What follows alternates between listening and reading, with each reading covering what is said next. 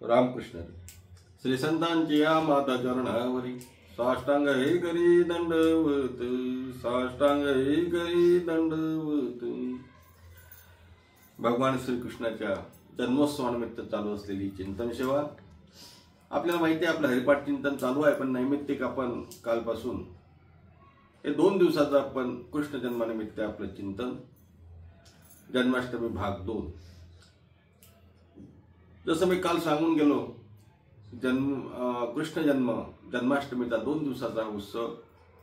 कुठे काल जन्माष्टमी झाली, कुठे आज आहे, कुठे आज दहीहंडी आहे, गोपाळ काय, काही का असे ना, आपापल्या प्रथेप्रमाणे जे चालू असेल। कालच्या भागामध्ये चिंतन करत असताना आपण धर्मरक्षावया अवतार घेशी, आपुल्या पळशी भक्तजना अंबरशीसाठी जन्म सोशिले दृष्ट निर्धाळले किती एक या अभंगावर चिंतन करत असताना भगवान श्रीकृष्णाच्या जन्माची थोडक्यात कथा बघितली। भगवंताचा मथुरेतला जन्म आणि गोकुळातला जन्म। गोकुळामध्ये भगवान प्रगटले, अवतरले आणि परिणाम काय झाला? गोकुळच्या सुखा अंत पार नाही लेख, बाळकृष्ण नंदागरी आनंदल्या नर नारी, गुडिया तोरणे करीती कथा गाती गाणे, तुका म्हणे संदे इने वेदिले भुविंदे। गोकुळामध्ये सुख आलं, भगवान श्रीकृष्ण अवताराला आले आणि मग नुसतं सुख कोणाला झालं? आईला सुख झालं, वडिलाला सुख झालं, माता यशोदेला सुख झालं, नंदलाला सुख झालं, एवढंच आहे का? नाही नाही। महाराज म्हणतात गोकुळामध्ये सर्वांना सुख झालं, नाही, गोकुळातल्या सर्व लोकांना सुख झालं। आणि सुख तुम्हालाही होतं, सुख आम्हालाही होतं। आमच्या घरी बाळ जन्माला आम्ही पेढे वाटतो, आम्हालाही सुख होतो। आम्ही कुठे वाटणार पेढे? घरी वाटणार, नातेवाईकाला वाटणार, आजूबाजूला वाटणार। सुख बाजूच्यांना झालं की नाही माहिती नाही, आपल्या घरात आपल्याला झालं। आपलं सुख हे त्या ठिकाणी आपलं सुख कसं असते? आपलं निश्चित सुख आहे, आपलं सुख तेवढ्यापुरतं मर्यादित आहे। आपल्याला सुख झालं म्हणजे सर्वांना सुख होईल असं नाही ना। आपल्या घरी मुलगा जन्माला बाजू त्याला दुःख आहे, काय म्हणे? आपल्या इथं मुलंच होत नाही म्हणे बाबा, आपल्याला मुलीन त्याला मूल झालं। मी का सांगतोय हे? आपलं सुख, व्यवहारातलं सुख, संसारातलं सुख हे सर्वांनाच होईल असं नाही। इथे भगवान श्रीकृष्ण अवतरले, गोकुळामध्ये प्रगट झाले आणि मग महाराज गोकुळीच्या सुखा गोकुळातल्या सर्वांना सुख झालं। मी जसं म्हटलं, सुख तुम्हालाही होतं, आम्हालाही होतं। नुसतं बाळ जन्माला आलं म्हणजे सुख नाही, कशाचंही सुख होतं ना, पण त्या सुखाला अंत आहे। सुख कायमस्वरूपी राहत नाही, सुख नित्य सुख राहत नाही। इथे जे सुख आहे, या सुखाचं वर्णन करताना तुकोबाराय असं म्हणतात, त्या सुखाला अंत नाही, म्हणून अंतपार नाही। गोकुळच्या सुखा अंतपार नाही, अंतपार नाही म्हणजे त्या सुखाला अंत नाही, त्या सुखाला कुठलीही सीमा नाही, ते सुख नित्य आहे। आणि मग असं नित्य सुख गोकुळामध्ये झालं। महाराज म्हणतात गोकुळीच्या सुखा अंतपार नाही लेखा। का हो? हे सुख कशामुळे झालं? कारण बाळकृष्ण नंदा घरी आनंदल्या नर नारी। नंदाच्या घरी, यशोदेच्या घरी भगवान श्रीकृष्ण आले आणि त्याच्यामुळे नुसतं त्यांनाच नाही, सबंध नर नारी गोकुळामधल्या सर्वांना आनंद झाला। हो कशाला? पक्षी, प्राणी, गाय, वासर, सजीव, निर्जीव सर्वांना आनंद झाला। बाळकृष्ण नंदा घरी आनंदल्या नर नारी। आणि परिणाम काय झाला? सर्वत्र लोकांनी गुढ्या उभारल्या। गुढिया तोरणे करीती कथा गाती गाणे, करीती कथा गाती गाणे। आपापल्या घरी लोकांनी गुढ्या उभारल्या। महाराज साखर वाटायला लागले, गोडधोड वाटायला लागले। कशामुळं? भगवान आले, सुख झालं, आनंद झाला। आणि मग काय करत होते? मग गाणे म्हणत होते। कोणते? बारशाचे गाणे म्हणत होते का? ऑर्केस्ट्रा लावला का? करीती कथा गाती गाणे। महाराज म्हणतात गाणे गात होते, गीत गात होते। कोणते गाणे गीत गात होते? भगवंताच्या नामाचे, हरिनामाचं, हरीचे गुणानुवाद वर्णन करत होते। त्यालाच म्हणायचं करती कथा गाते गाणे, तुका म्हणे संदे नेवे दिले गोविंदे।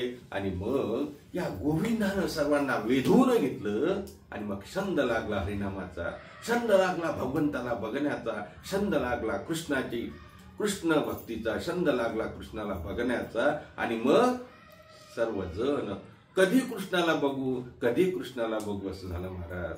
आणि मग यापेक्षा सुख काय हो. हजारो वर्ष तप केलं, हजारो वर्ष नाम त्या ठिकाणी जप केला, तप केले, यज्ञ केले, याग केले, त्यांनीही जिथे देव भेटला नाही, इथे मात्र गोकुळामध्ये तो स्वतः उभा झाला, बाळरूपाने आला, बाळ कृष्णनंदा घरी. आणि मग याचा परिणाम योग्यांना मिळाला नाही, ऋषींना मिळाला नाही, ते सुख या ठिकाणी गोकुळातल्या लोकांना मिळालं. महाराज म्हणतात, योगिया मुनिजना ध्यानी, योगिया मुनिजना. योग्यांना नाही, मुनींना नाही, ऋषींना नाही, ते सुख फावले रे, ते सुख फावले रे. ते सुख गोकुळातल्या लोकांना मिळालं. म्हणून गोकुळीच्या सुखा अंत पार नाही लेखा. आता भगवान श्रीकृष्ण गोकुळामध्ये जन्माला आले, इकडे आनंद, आणि तिकडे मथुरेमध्ये कंसाला काय यातना ना, कंसाला चिंता वाटली ना, काय करायचं. कंसाने मीटिंग बोलावली, सभा बोलावली आणि सांगितलं, अरे बाबा, तिकडे माझा वैरी तिकडे गोकुळामध्ये आला म्हणते जन्माला, तो मला कधीही येऊन मारू शकेल. कोण आहे बरं त्याला मारणारा? या कोणीतरी जा आणि त्याला मारा, पकडून आला. सभा भरली. सभेमध्ये पूतना मावशी खदखदून हसायला लागला, रे कंसा, काय त्या टिचभर बाळाला घाबरतो रे. आता या पुतनेला काय माहित तो टिचभर आहे की जगभर आहे. अहो, बोलणं सोपं आहे. टिचभर कुठून आला? त्याने हे जग निर्माण केलं, विश्वाचा जनिता, जिने हे विश्व निर्मिले. काय म्हणावं महाराज, ज्याने जगत निर्माण केलं, जो विश्वव्यापक आहे, तो टिचभर कसा हो. पण पुतनेला वाटलं, पुतना ना ती मायावी, पुतनेला वाटलं हा टिचभर आहे. म्हणे, दादा काळजी करू नको, कंसाची बहीण ना पुतना, म्हणे मी बंदोबस्त करून येते. पुतना निघाली, गोकुळामध्ये आली, मायावी रूप घेतलं, सुंदरशी देखणी स्त्री बनली आणि गेली महाराज नंदलालाच्या दरबाराकडे गेली. आणि बाहेरून आवाज देते, अगं यशोदे, मी आली ग. यशोदे म्हणते, कोण आहे? अगं ओळखत नाही का, मी तुझी बहीण, बाळाला बघायला आली. बरं ठीक आहे, या म्हटलं. आतमध्ये आली आणि म्हणते, मी तुझ्या बाळाला बघायला आली. यशोदा म्हणते, अगं नाही, तो झोपलाय, पाळण्यात आहे, तुम्हाला बसावं लागेल, आता बघताय नाही ना, तिची झोप मोडू नका. आमच्या भगवंताला वाटलं, अरे आईनं तर सांगितलं झोपलाय आणि पुतना निघून गेली तर आपलं तर पहिलं गिऱ्हाईक आहे, सोडता कसं. आणि मग भगवंत रडायला लागले. भगवंताच्या रडण्यानं पुतना मावशी, अगं तू जागेच आहे ना, जाऊ दे तू कर तुझे काम, मीच त्याला घेते. पुतना मावशीने त्याला घेतलं, कडेवर उचलून घेतलं, आपल्या मांडीवर घेतलं आणि स्तनाला लावलं. महाराज, पुतना मायावी राक्षसीन होती. जरी तिने वर जरी रूप वेगळं घेतलं असलं, वर माणसं साधूचे रूप घेतात पण आतमध्ये राक्षस असतात, तसं पुतना मावशी वरून चांगली दिसत होती, सुंदर दिसत होती. तिने आपल्या स्तनाला कृष्ण भगवंताला लावलं आणि कृष्ण भगवंताने स्तनपान सुरू केलं. आता स्तनामध्ये दूध होतं की विष होतं? पुतनेने आपल्या स्तनामध्ये विष भरलं होतं. भगवान श्रीकृष्णाने दूध पिलं, रक्त पिलं, मांस पिलं, काय राहिलं? आणि मग आता पुतना म्हणते, अरे सोड रे बाबा, सोड रे, जीव घेतो का? भगवान श्रीकृष्ण म्हणतात, अगं मावशी, तुम्हाला एवढ्या प्रेमाने स्तनपान करते, अगं एकतर मी धरत नाही, धरलं तर सोडत नाही, आता मी तुला सोडणार नाही. तसं देव सोडतच नाही. तसा देवाला शरण गेले ना, देव त्याचा विल्हेवाट लावतो. भगवंताने पुतनेचा त्या ठिकाणी पुतनेचं दूधप्राशन, रक्तप्राशन काय, पण त्याला काय कठीण काय? भगवंताने दूध पिलं, विष पिलं आणि मग पुतना तिथे कोसळून पडली. पुतनेचं खरं रूप त्या ठिकाणी दिसलं. भगवान श्रीकृष्णाने पुतनेला मावशी म्हणून आली, तिथं मोक्ष दिला वगैरे कथा आहे.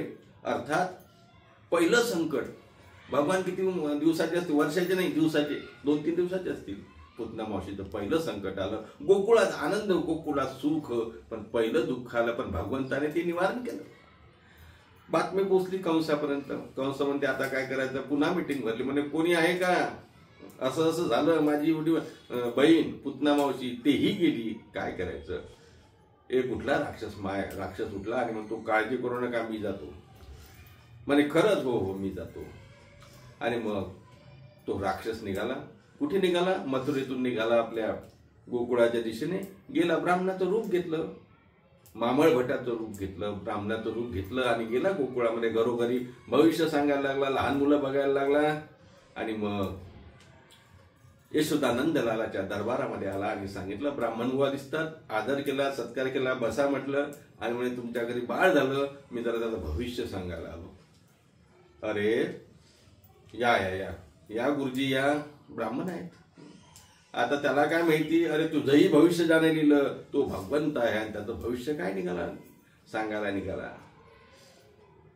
याने सुरू केलं भविष्य सांगणं. म्हणे राणी साहेब, यशोदाबाई, हा मुलगा आहे ना, हा मूळ नक्षत्रावर जन्मला आहे, याला खड्डा करा आणि पुरा, नाही तर तुमच्या वंशाचा नाश होईल. हा तुमच्या राशीला खूप वाईट आहे बरं. भगवान श्रीकृष्ण, हो तुमच्या राशीला खूप वाईट आहे, याला खड्डा करून पुरा. या ब्राह्मणाला, रूप घेतलेल्या ब्राह्मणाला काय माहित हो, हा जगाला पुरणारा, जगाला पुरून उरणारा, याला खड्ड्यात पुरण्याची भाषा करणारा भट, तो ब्राह्मणाचं रूप घेतलेला मामळ भट, मामळ भटाचं रूप घेतलेला राक्षस. भगवंतानी म्हटलं सांगू द्यायला भविष्य काय, याचं भविष्य मला माहिती आहे काय. भगवंताने आज्ञा केली महाराज. ज्या पाटावरती तो मामळ भट बसला होता त्या पाटाला आज्ञा केली. पाटाने मामळ भटाला ढकललं, पाठ मागे, मामळ भट पुढे. धोतर सुटलं, शेंडी तुटली आणि मामळ भट पळायला लागला. महाराज एके ठिकाणी वर्णन करतात, कपड्या मामळ भटा दिले पिढे दान, कपड्या मामळ भटा दिले पिढे दान, शोषिली पुतना विषय पाजिताची स्तन. निळोबाऱ्यांची गवळण आहे, निळोबाऱ्या म्हणतात पुतनाला शोषलं, पुतनेचं स्तनपाश प्राशन केलं. इकडे मामळ भटाची विडंबन केलं, मामळ भटाचा वध नाही केला कारण ब्राह्मणाचं रूप घेऊन आला होता म्हणून. अशा कथा या कधी घडल्या हो, 10-12 दिवसाच्या आतमध्ये घडल्या. आणि मग हळूहळू ही दोन्ही संकटे गेली. गोकुळातला आनंद आहेच ना, जिथे भगवान आहे तिथे दुःख कुठून येणार. आणि मग गोकुळीच्या सुखा तरी अंत पार नाही का, आनंदच आनंद आहे. आणि मग गोकुळातल्या गवळणी, सुना, लेकी, सासवा सर्व भगवंताच्या दिशेने यायच्या, भगवंताला बघायच्या. भगवंताचं रूप गोजिर असं रूप बघितलं की सर्वांना आनंद व्हायचा महाराज. आणि मग भगवान हळूहळू मोठे व्हायला लागले, बोलायला लागले, यशोदाचे लाड करायला लागले. यशोदा लाड करते, नंदलाला लाड करतात, गवळणी लाड करतात. गोकुळातले सर्व नारीनर भगवंताला बघतात. रांगत भगवान थोडे जरी दूर गेले, थोडे जरी बाहेर गेले, थोडे जरी बाजूला गेले तरी यशोदेचं मन लागायचं नाही. कुठे गेला माझा काना, कुठे गेला माझा काना. इकडे तिकडे बघायची, कुठे आहे कृष्ण, कुठे आहे कृष्ण. अरे आता तर होता. हाती घेऊन या फुल अंगारी धावताले मुल, होते सारवित मी चूल कैसी भूल पडली रे. अरे आता तर मी इथेच होती, आताच मी त्या ठिकाणी अंगण झाडत होती, सारवत होती, इथेच होता. त्याच्या हातात फूल होतं, कुठे गेला बघितलं का कोणी. माझा कृष्ण देखिला काय कोणीतरी, सांगा गे. यशोदा विचारायची, दिसला का माझा काना, दिसला का माझा कृष्ण. कृष्णाविन थोडा वेळ सुद्धा चैन पडायचा नाही यशोदा मातेला. नंदलालाचंही तसंच झालं, गवळणीचंही तसंच झालं. कृष्णाला कधी खाऊ घालू, कधी कृष्णाला जवळ घेऊ, कृष्णाला काय देऊ, अशा प्रकारचं कृष्ण आणि नंदलाला आणि यशोदा यांचं नातं महाराज. थोडा बाहेर गेला की कृष्णा चल आतमध्ये, चल जेवण करून घे, काहीतरी खाऊन घे. यशोदे घराकडे, चाल मला जीव घाल. मग भगवंत सुद्धा म्हणायचे, आई मला भूक लागली. अहो काय आश्चर्य आहे, काय आनंद आहे. ज्यांनी जगाला पोसावं, ज्यांनी जगाला खाऊ घालावं, जो पूर्ण ब्रह्मांडाला खाऊ घालतो त्याला यशोदा जीव घालते. ज्याने पृथ्वीला तृप्त केलं, ज्यांनी जगताला तृप्त केलं, जो जगताचा अन्नदाता आहे, त्या अन्नदात्याला कोणीतरी जेवू घालावं. हेच तर खरं सगुण रूपाचं आश्चर्य आहे महाराज. महाराज वर्णन करतात की नाही, पृथ्वी जयने तृप्त केली, पृथ्वी जयने तृप्त केली, त्याशी यशोदा भोजन घाली. अहो ज्यांनी पृथ्वीला तृप्त केलं त्याला यशोदा माता भोजन घालते. असं सुंदर, असं गोड, असं अवीट अशी लीला भगवंताची गोकुळामध्ये चालू आहे. आता भगवान मोठे व्हायला लागले, 3 वर्षाचे झाले, 4 वर्षाचे झाले. सवंगडी मिळाले, पेंड्या मिळाला, सुदामा मिळाला, काय काय सवंगडी भगवंताचे सर्व. आणि भगवंताने कधी हा विचार केला? आणि भगवंत तसं पाहिलं तर नंदला राजा होता महाराज, हे राजपुत्र होते आणि सर्व गवळ्यांच्या पोरासोबत भगवान खेळायला लागले. गवळ्यांच्या शेमळे सामळे वाकडे कुकडे कसे असतील तसे, कसेही असले तरी भगवंत त्यांना जवळ घ्यायचे. आणि मग कोणी अशक्त दिसला, कोणी रोड दिसला, का रे बाबा तू खात पीत नाही का काही? म्हणे नाही नाही खातो ना म्हणे. मग लोणी वगैरे खात नाही, दही दूध लोणी नाही म्हणे. लोणी आई देत नाही आम्हाला, ताक देते. ताक देते, लोणी कुठे आहे? म्हणे लोणी मथुरेच्या बाजाराला जाते. अरे आपल्या गाई, आपलं दूध, आपल्या दुधाचं दही, आपल्या दह्याचं ताक आणि त्या ताकातून लोणी, आणि ते लोणी मथुरेला, म्हणजे दुष्टपुष्ट व्हावं, आपण आपली तब्येत बनवावी लोणी खाऊन. ते लोणी चाललं शत्रूच्या गावाला. शत्रू कोण? कंस. कंसाचं गाव कोणतं? मथुरा. मथुरेला चाललं हे लोणी, ना आपण तसं इथं कुपोषित राहायचं का? भगवंताने सेना स्थापन केली असावी, बालसेना. आणि मग ही बालसेना एकत्रित झाली आणि भगवंतानी कृष्णाने फरमान काढलं, आता आपलं दही दूध आपणच खायचं, आपलं लोणी आपणच खायचं. आणि मग ही सेना निघायची, गवळ्यांच्या घरात जायची आणि लोणी दही दूध सर्व खायला लागले. कुठून मिळणार हो? कारण ते तर विकायसाठी ठेवलं आहे. मग भगवंत काय करायचे? चोरी करायची. चोरी, दही दुधाची चोरी, नवनीताची चोरी, तुपाची चोरी. चोरी कोण करते माहिती आहे तुम्हाला? अट्टल चोर, हा माखन चोर भगवान. अट्टल चोर. वय किती? लोक म्हणतात चोरी केली भगवंताने. अरे वय बघा, 4-5 वर्षाचं वय आहे आणि भगवान चोरी करतायत. शिंक वर कुठेतरी लावलेलं, कारण पूर्वीच्या काळी फ्रीज नव्हते, फ्रीजमध्ये ठेवायचं दही दूध असं नव्हतं. शिंकावरती असं लोणी ठेवायचे आणि भगवान आतमध्ये जायचे. आणि आतमध्ये गेल्यानंतर मग आता हात पुरत नाही, काय करायचं? मग खाली 4-5 गोफळ, त्याच्यावरती 2-3 गोफळ, त्याच्या आता आपण दहीहंडीचे थर बघतो ना, थरावर थर, आणि मग शिंक्यापर्यंत पोहोचायचं. महाराज वर्णन करता, शिंके लावेले दुरी होतो सर्वांचे मीवरी. भगवान श्रीकृष्ण वरते. भगवंतानी ते दह्याचं माथन त्या ठिकाणी शिंक्यावर लावलेलं फोडायचं, सर्वांना दही दूध द्यायचं, सर्वांना त्या ठिकाणी तूप द्यायचं. बघा भगवंत चोरी कुठं करायचे? थोडंसं मार्मिक चिंतन केलं तर भगवंत चोरी कुठेही करत नव्हते. ज्यांच्या घरी तूप होतं, नवनीत होतं, त्यांच्या घरी चोरी करायचे. आध्यात्मिक दृष्ट्या थोडा जर विचार केला तर हे नवनीत म्हणजे चित्त. ज्याच्या घरी नवविधा भक्ती आहे, जो नवविधा भक्ती करतो, जो भक्ती करतो, त्याचं चित्त भगवंत चोरायचे. कुठेही चोरी करायला भगवान काही झोपडपट्टी शाप चोर नव्हता महाराज. ज्या चोराचं वर्णन वेदानं केलं, ज्या चोराचं वर्णन शास्त्रानं केलं, ज्या चोराचं वर्णन पुराणानं केलं, ज्या चोराचं वर्णन आमच्या संत महात्म्यांनी केलं, तो चोर साधा आहे का? तो चोर जिथे नवविधा भक्ती आहे, त्यांचं चित्त चोरायला जायचं. अशा भगवंताच्या अनेक लीला सुरू झाल्या. गवळणी म्हणतात, का हो आमच्या घरचं दूध दही दूध कुठे गेलं? चोरी. चोरी झाली. कुठे झाली चोरी? दाखवा दाखवा दाखवा. कुठे? हे काय माझी दुधानी पालथी केली आहे, यातलं दूध दही लोणी कुठे गेलं? कुठे आहे? दुसऱ्या गवळणी येऊन बघतात, हो खरंच हो, पहा ती गवळणी तव ती पालथी दुधानी, दुधानी पालथी आहे. म्हणजे त्या दही दूध दोन्ही तूप स्टोअर करून ठेवतात, ते भांड पालथं आहे. पहा ती गवळणी तव ती पालथी दुधानी. मग बरं तुम्ही कशावरून म्हणता कृष्णानेच केली? गवळणी म्हणतात, हो त्याच्याशिवाय दुसरं कोणी करूच शकत नाही ना. म्हणती नंदाची या पोरे, म्हणती नंदाची या पोरे, आजी चोरी केली खरे. म्हणती नंदाची या पोरे, नंदाच्या पोराला चोरी केली, भगवंताने चोरी केली. आता मात्र गवळणी म्हणतात, आम्ही कंटाळलो काय, आम्ही कंटाळलो. आता हा येतो, आमचं माथन त्या ठिकाणी फोडतो, आमच्या दुधाने फोडतो, दही दूध घेऊन जातो, काय करायचं आम्ही? आता आम्ही कंटाळलो याला. हा कधी येतो चोरी करतो, कधी येतो चोरी करतो. आणि मग या सर्व गवळणी कुठे गेल्या?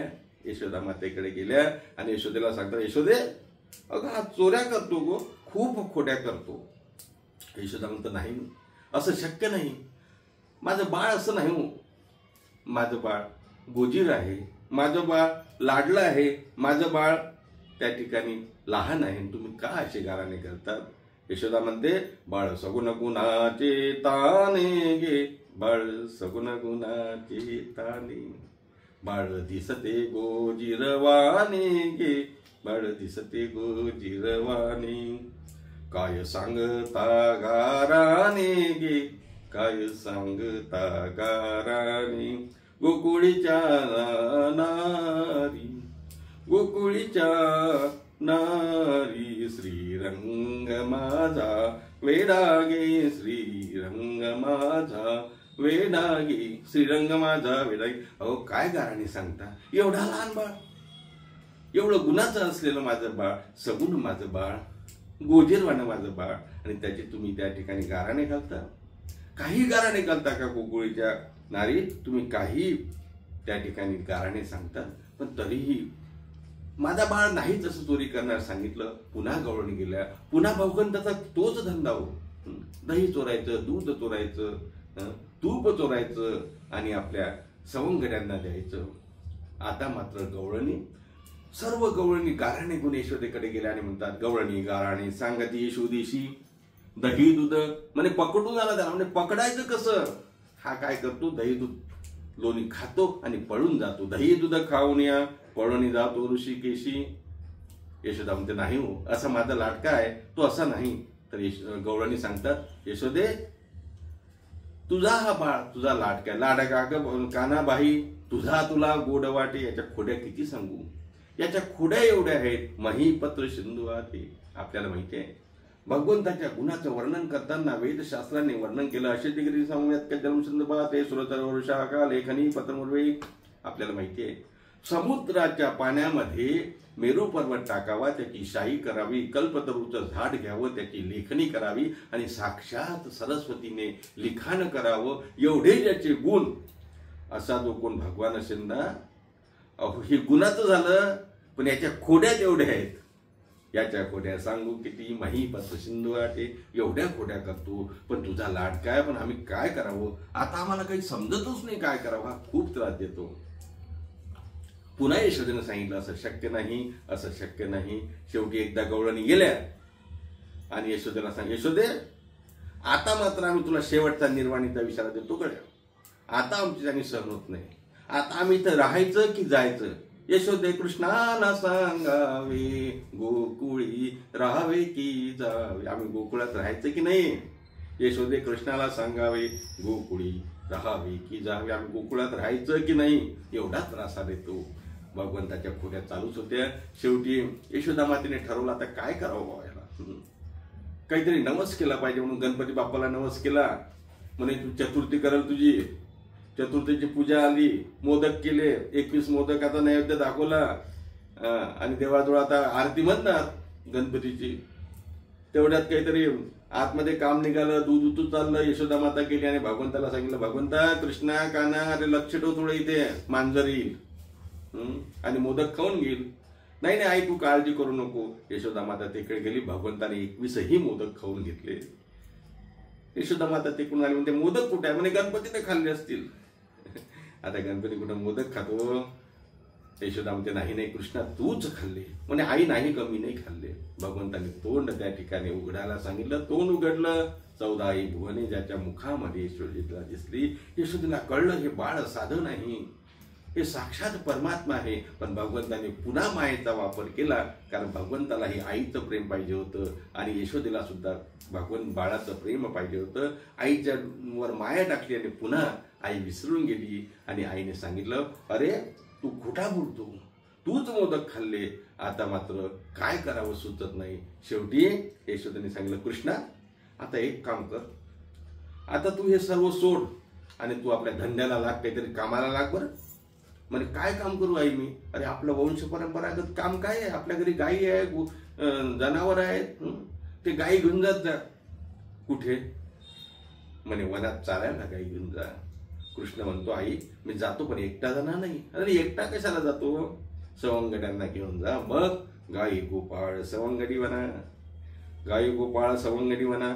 गाई गोपाळ सर्वांना घेऊन भगवान त्या ठिकाणी गाई चारायला जायला लागले. मध्ये यमुने तिने बासरी वाजायला लागले. बासरीचा नाद बघून गवळणी धावत सुटायच्या. वृंदावनी वेणू कवनाचा माय वाजे. वृंदावनामध्ये वेणू वाजायचा बासरीच्या आवाजाने सर्व गोपिका त्या ठिकाणी धावायच्या. भगवंताने सर्व गोपिकांचं चित्त वेधून घेतलं. मग हरिले माझे हरिले चित्त. आता काय सांगावं, खूप गोड आणि रसाळ अशा कथा आहेत. गवळी मात्र भुलल्या बाबा, वेणुनादानं भुलल्या. बुलविले वेणुनादे, वेणुनादानं बासरीच्या आवाजानं, मुरलीच्या आवाजानं सर्व गवळणी त्या ठिकाणी शब्द व्हायच्या. अहो गवळणीच कशाला, वाघ सिंह हरिणी एका ठिकाणी उभ्या राहायच्या. महाराजांचं वर्णन आहे, अनेक गवळणी आहे. आता आपल्याला एवढं चिंतन करण्यासाठी वेळ पुरेसा वेळ नाही, पण सांगू, भगवंत यमुनेच्या काठी जायचे. यमुनेच्या काठी कालिया निर्धन आहे. कालियाचा त्या ठिकाणी भगवंतानी नाश केला, ती ही कथा आहे. त्यानंतर भगवान वनात गेले. वनात गेल्यानंतर तिथे सुद्धा बकासुराची कथा आहे. इंद्राची कथा आहे. इंद्र कोपला, काय झालं आपल्याला प्रकरण माहिती आहे. देवाने सांगितले इंद्राची पूजा नाही, जो गोवर्धन आपल्या गायी गुरांना त्या ठिकाणी चारा देतो त्याची पूजा करावी. मग गोवर्धनाची पूजा केली. इंद्र कोपला, इंद्रानं पर्जन्यवृष्टी केली. आणि मग आता काय करायचं, गोवर्धन पर्वत भगवंताने उचलला.